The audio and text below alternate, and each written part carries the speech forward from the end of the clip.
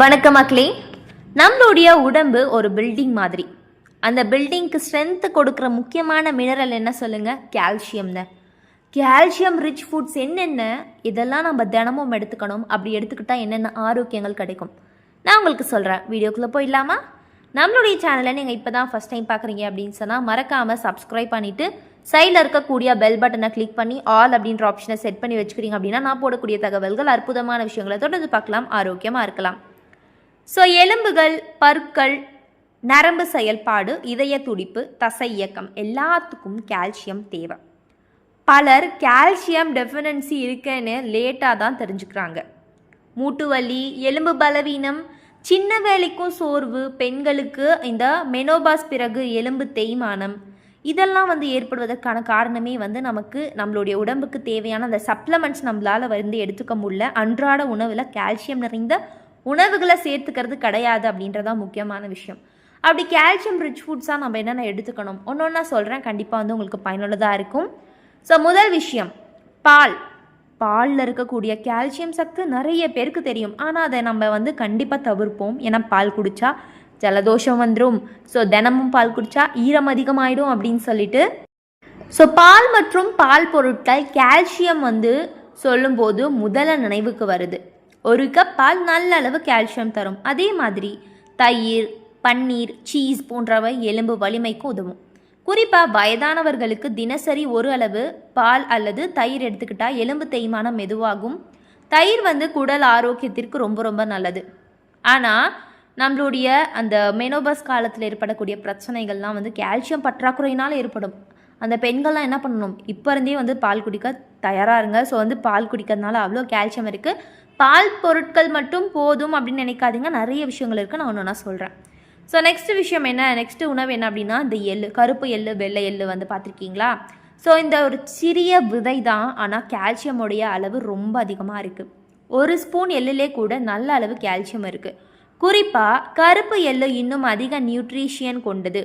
எள்ளு லட்டு, எள்ளு பொடி, அதுக்கப்புறம் பார்த்திங்கன்னா சாம்பாரில் தூவி சாப்பிட்ற மாதிரி நம்ம சேர்த்துக்கிட்டோம் அப்படின்னா நல்ல ஒரு பலன் கிடைக்கும். பெண்களுக்கான எலும்பு ஆரோக்கியத்தை இது பார்த்திங்கன்னா முக்கியத்துவம் கொடுத்து பாதுகாக்கும். எள்ளில் மெக்னீஷியம், அயன் கூட இருக்குது. அதனால் எலும்பு ஸ்ட்ரென்த் மட்டும் இல்லாமல் இரத்த சோகை தடுப்பதற்கு உதவக்கூடிய ஒரு அற்புதமான விஷயமா இது இருக்குது. ஸோ எள்ளு ஒரு அற்புதமான விதைங்க. தினமும் நாம் ஏதாவது ஒரு விதத்தில் எடுத்துக்கலாம். இதில் கால்சியம் அதிகமாக இருக்குது. அதனால் என்ன பண்ணணும், தினமும் எள்ளு பொடியை நம்ம சமையலில் சேர்த்துக்கலாம். எள்ளு விதைகளை நம்ம நிறைய விஷயங்களை சேர்த்து சாப்பிடலாம். சாலட்லாம் சாப்பிடும்போது எள்ளு விதைகளை தூவி சாப்பிடுங்க. ரொம்ப ரொம்ப நல்ல விஷயம், கால்சியம் ரிச் ஃபுட்டு. அடுத்த விஷயம், முருங்கைக்கீரை. இந்த மாதிரி பச்சை கீரைகள், அயன் சத்து குவிஞ்சு கிடக்கக்கூடிய இந்த ஒரு முருங்கைக்கீரையில் கால்சியமும் அதிக அளவில் இருக்குங்க. கால்சியம் நிறைந்த ஒரு இயற்கை உணவுகளில் இதுவும் ஒன்று. ஸோ முருங்கைக்கீரை குறிப்பாக பார்த்திங்கன்னா அதிக மினரல் கண்டென்ட் கொண்டிருக்கு. இதை சாம்பாராகவோ கூட்டாகவோ பொரியல் மாதிரியோ சேர்த்து சாப்பிட்டா உடம்புக்கு நல்ல ஒரு ஆதரவு கிடைக்கும். கீரைகளில் வைட்டமின் கே கூட இருக்குது. அது கால்சியம் எலும்பில் அப்சர்வ் ஆக உதவுது. ஸோ வயதானவர்களுக்கு வாரத்திற்கு 3-4 முறை கீரை சேர்த்தா நல்லது. கீரை சாப்பிட்றதுக்கு பதிலாக நீங்கள் டேப்லெட்ஸோ ஏதாவது ஒரு சப்ளிமெண்ட்ஸோ எடுத்துக்கிட்டிங்கன்னா அதை தவிர்த்துட்டு கீரை எடுத்துக்க பாருங்கள். வாரத்திற்கு 2-3 முறை என்ன, வாரம் முழுக்க கூட நீங்கள் கீரை சாப்பிடலாம். கீரைகள்லேயே நிறைய பசலை கீரை, சிறுகீரை, இதிலெல்லாம் கூட நிறைய கால்சியம் இருக்குது. ஆனால் இந்த முருங்கைக்கீரை எடுத்துக்கிறதுனால ரொம்ப நல்லது. நீங்கள் தொடர்ந்து சாப்பிட்டு வரலாம். எந்த ஒரு உபாதையும் இது நமக்கு ஏற்படுத்தாது. அடுத்த விஷயம், பாதாம், முந்திரி போன்ற நட்ஸ் வகைகள் தாங்க. இந்த நட்ஸ் வகைகள் கால்சியத்தோட களஞ்சியம் அப்படின்னே சொல்கிறாங்க. ஒரு சோர்ஸ் அதிகமாக இருக்கக்கூடிய ஒரு விஷயம்.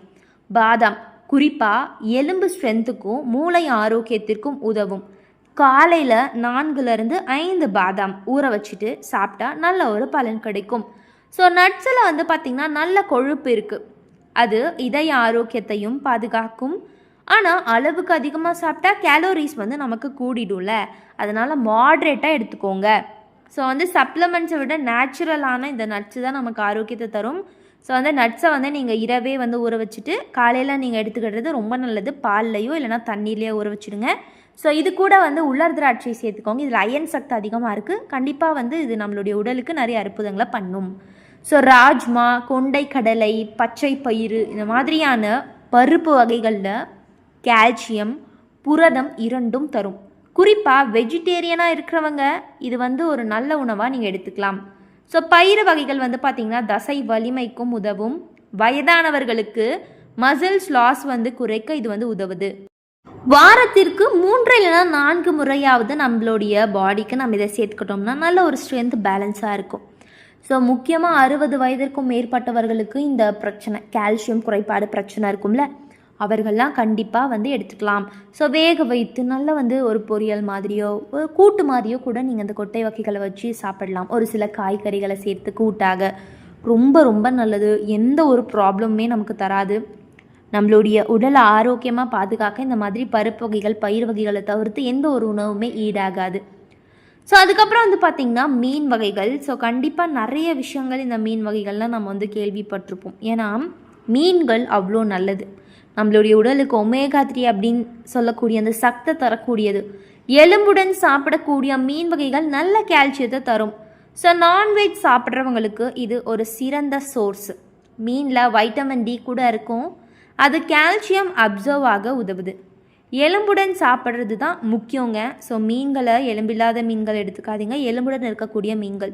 ஸோ கருவாடு இந்த மாதிரியான விஷயங்கள் கூட எடுத்துக்கலாம். ஸோ டீப் ஃப்ரை செய்யாமல் ஸ்ட்ரீம் இல்லைனா லைட்டாக குக் பண்ணி சாப்பிடுங்க. ஸோ முக்கியமான ஒரு தகவல், ராகி இல்லைனா கேழ்வரகு இது வந்து பாரம்பரியமாக கால்சியம் நிறைந்த உணவு. ஸோ ராகி கூழ், அடை, தோசை இந்த மாதிரியெல்லாம் செஞ்சு சாப்பிடலாம். கிராமப்புறங்களில் வயதானவர்களுக்கும் குழந்தைகளுக்கும் ராகி ரெகுலராக வந்து எடுத்துக்க சொல்லுவாங்க. ஏன்னா ராகி வந்து எலும்பு வளர்ச்சிக்கும் பெண்களுடைய ஆரோக்கியத்திற்கு முக்கியமானது. ஸோ எலும்பை பாதுகாக்குது அப்படின்னால இதில் கால்சியம் அதிகமாக இருக்குன்னு தான் அர்த்தம். அதனால கால்சியம் ரிச் ஃபுட்டில் இந்த ராகி, கேழ்வரகு இந்த மாதிரியான தானிய வகைகள் முக்கியமான பங்கு வகிக்குது. என்ன பண்ணுங்கள், ராகி, கேழ்வரகு இன்னும் வந்து நமக்கு நட்ஸ் எல்லாம் பிடிச்சா எல்லாம் போட்டு நல்லா கிரைண்ட் பண்ணி ஒரு பவுட்ரு மாதிரி பண்ணி வச்சுக்கோங்க. தினமும் வந்து 1 glass ஆஃப் மில்க். ஸோ அதுலேயும் கால்சியம் இருக்குது. இந்த பவுடர் கலந்து நம்ம குடிக்கும்போது இன்னும் வந்து நிறைய அற்புதங்களையும் தரும், சக்தியையும் வந்து ஏற்படுத்தும். ஸோ ஒரு கடைசியாக ஒரு முக்கியமான விஷயம் சொல்லிட்டா, கால்சியம் சாப்பிட்டாலே போதாதுங்க, அது உடம்பில் அப்சர்வ் ஆகும். அதுக்காக சன்லைட் எக்ஸ்போர் அவசியம். ஸோ விட்டமின் டி வந்து இதில் இருக்குது. ஸோ ரெகுலராக வாக்கிங்.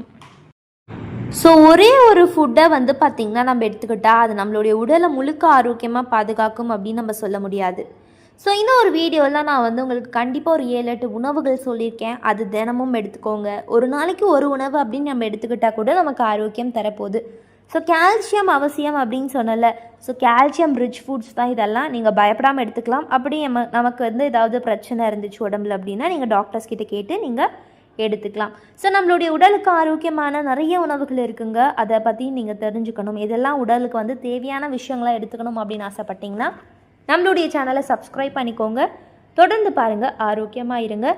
நன்றி, வணக்கம் மக்களே.